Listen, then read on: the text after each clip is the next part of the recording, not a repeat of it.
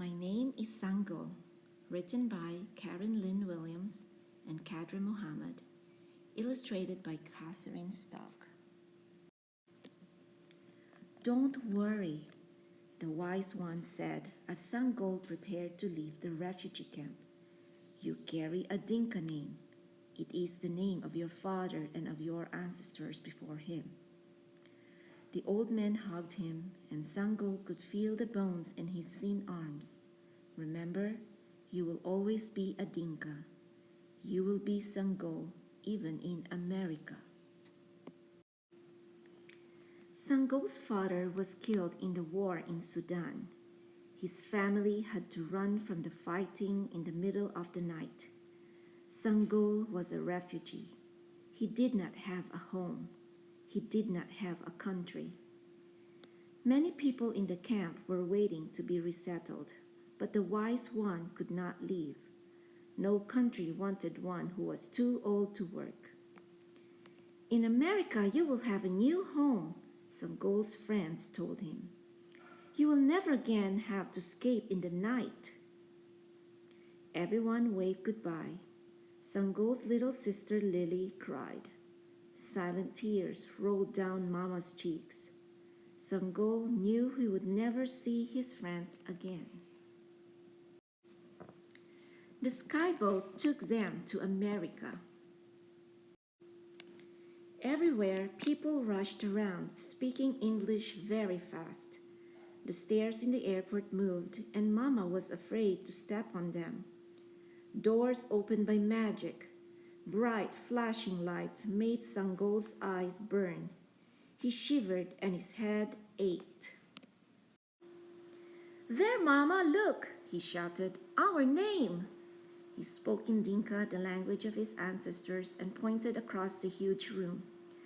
Sangoel was only 8, but he was a man of the family. He grabbed Mama's hand and pulled her and Lily through the crowd. He stopped in front of the woman who held the sign. She smiled at Sangoel. You must be... She frowned and looked at a paper in her hand. Sangoel? Sangoel shook his head and kept his eyes on the floor. My name is Sangoel, he said softly in the simple English he had learned in the camp. I am Mrs. Johnson, the woman said. Welcome to America. She threw her arms around Mama and Lily. She bent down and squeezed Sangoel.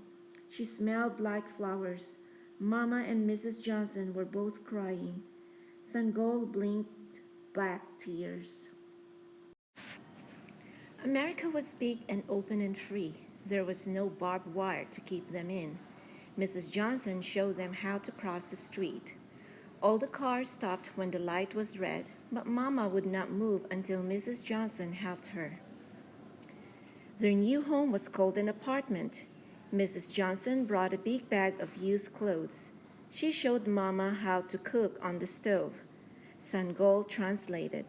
Everyone practiced pushing the buttons on the telephone. They learned how to eat with forks. The TV was a box with real people inside. Lily cried when Sangoel turned it on. She cried again when he turned it off. The next day, Mrs. Johnson took Sangoel for a checkup. The doctor stared at the medical form and scrunched up her forehead. Sangoel, how are you? My name is Sangoel, he mumbled. I am well. The doctor nodded and listened to his heart. Her hands were cold. When it was time to go to school, Sangoel did not want to leave Mama and Lily. But Mama said, You must go to school. Sangoel remembered the words of the wise one. Education is your mother and your father. The teacher gave him his own desk, but when she introduced him to the class, she scrunched up her forehead, trying to read his name. This is Sangoel. Sang? The girl next to him called out. The kids laughed. Sangoel lowered his head. He remembered the wise one's words and held his anger inside. My name is Sangoel, he whispered, but no one heard. Mrs. Johnson signed him up for football, but in America they called it soccer. Everyone on the team got a brand new shirt, as blue as the sky in Sudan. Sangoel lined up with the other boys, and the coach called out each of their names. When he frowned at the paper, Sangoel knew whose name he would call next. "My name is Sangoel," he said before the coach could say it wrong. As Sangoel walked home from practice, one of his teammates ran up. "Hey, Sangoel!" "My name is Sangoel," he called softly as the boy ran off. Sangoel wore his new soccer shirt that night at dinner, but he still wasn't happy. The rice stuck in his throat, and he wished he were back at the camp. "What's the matter?" Mama asked. "In America, I have lost my name." Mama sighed. Her eyes were sad. "America is our home now. Perhaps you need an American name." The words of the wise one sang in his memory. "You will always be Sangoel." That night, Sangoel slept on a rug on the floor instead of in his American bed. He had bad dreams about war and running and hiding. In the morning, Lily giggled and pointed to the letters on his shirt. "Dynamo," Sangoel told her. He straightened his shoulders. "It is my team name. See the ball?" Then Sangoel had an idea. He dumped all of the clothes out of the bag Mrs. Johnson had brought. In the pile, he found an almost white shirt. He got his school markers and went to work. Finally, Sangoel put the markers away. He took off his brand new soccer shirt. He put on his almost white shirt and went to school. All the children crowded around to read Sangoel's shirt. "My name is," it said across the top. After the words, there were two pictures. "It's a sun and a soccer ball," the boy named Billy said. "It's a goal," the girl next to him said. "Your name is Sangoel." Sangoel nodded and smiled. The girl took a piece of paper out of her desk. She made a quick design and held it up. "I am Carmen," Sangoel said. "Yes," the girl held two thumbs up. Other students began tearing pages out of their notebooks and grabbing markers from their desks. Across the room, a boy held up his paper. "My name is Jason." "I'm Keisha." Another girl waved her picture like a flag. Toby drew a toe and a bee. "You had a good idea, Sangoel." His teacher gave him a big smile. "And you have a very good name." He stood tall and proud.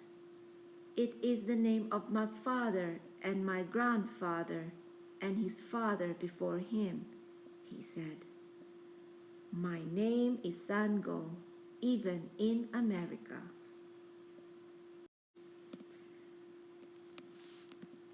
The author's note. People who are forced to leave their homes and seek protection in a new country are called refugees. There are more than 30 million refugees in the world today. Most of them are women and children. Refugees like Sangoel flee their country because of war or persecution based on race, religion, or political ideas. A refugee often has to leave home at a moment's notice and may not be able to bring along family members, money, clothing, or food. A refugee camp is a large guarded area where people are forced to stay until they find a country that will give them a home. Families live in tents or huts and have little to eat. Often there are no schools, no electricity, and no clean drinking water. Refugees come from many countries. Sangoel is from the Dinka tribe in southern Sudan, which is the largest country in Africa. Years of war and persecution have forced many people to leave Sudan. In some cultures like the Dinka, The firstborn son carries the name of his ancestors as his first name. That name is also his last name, and he might have a middle name as well. So Sangoel have the name Sango Jukib Sango. For example, for many years, people coming to the United States to make a new home were given Americanized names. Today, more people choose to keep the name that connects them to their heritage.